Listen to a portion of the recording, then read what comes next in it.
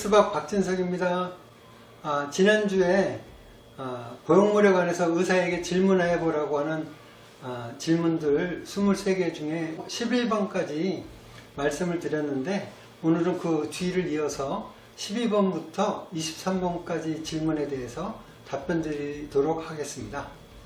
보형물이 작게 들어간 경우 크게 문제는 없지만, 보형물이 아주 크게 들어간 경우는 늘어난 살에 의해서 좀 처져 보이는 경우가 있습니다. 또한 일시적으로 보형물에 눌렀던 부분이 꺼져 보일 수가 있고요.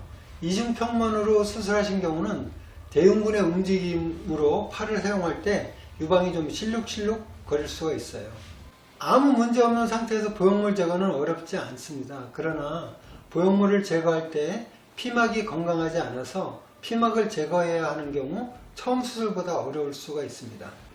처음 수술할 때는 살이 늘어나 있지 않아서 큰 보형물을 넣는 것이 제한이 있다면, 보형물을 넣고 시간이 좀 지난 경우에는 살이 늘어나 있기 때문에 조금 더 크게 하는 것은 어렵지 않게 할 수도 있습니다. 그러나 더 큰 보형물을 넣기 위해 공간을 넓히는 과정에서 신경 손상이나 유출혈, 유방합체증, 감염 등의 위험성이 있으므로 상담시 정확하게 진찰하고 신중하게 결정해야 합니다. 개인마다 차이가 있습니다. 자기 살이 많으면 약간 처지는 경향도 있고요. 자기 살이 없는 분들은 큰 변화가 없게 됩니다. 체중 변화가 많은 분들은 시간이 많이 지나면 우글거림도 발생할 수 있습니다. 수술 후 초기에는 백 주변 상태를 보고 흉의 상태를 보기 위해 경과 관찰을 하시는 것이 좋고요. 경과가 안정된 후에는 6개월에서 1년에 한 번 정도 가슴 모양의 변화와 초음파 검사를 통해 보형물의 상태를 점검받으시는 것이 좋겠습니다. 유방 보형물이 오랜 시간 지나면 터지거나 변형이 생길 수 있고, 이런 이유로 보형물을 제거해야 할 수도 있지만 특별한 문제가 없는 경우 보형물을 계속 유지할 수도 있습니다. 임신을 하고 수유를 하는 시기에 유선이 커지게 됩니다. 자신의 유선이 크지 않은 경우는 대부분 큰 변화가 없으나 아주 드물게는 아주 많이 커졌다가 수유가 끝난 후에는 늘어난 피부만 유지되고 유선은 임신 전보다 더 위축되는 경우도 있어서, 이런 경우는 유방 모양에 많은 변형이 생기고 이로 인해서 재수술이 필요할 수도 있습니다. 대부분의 경우 모유 수유가 가능합니다. 모유 양이 많지 않아서 또는 통증이 심해서 수유를 포기했던 분들도 계시긴 합니다. 이런 문제는 사실 가슴 수술을 하지 않은 분들에게도 어느 정도 있는 내용입니다. 수술 직후에는 생각했던 결과와 차이가 많이 있을 수 있습니다.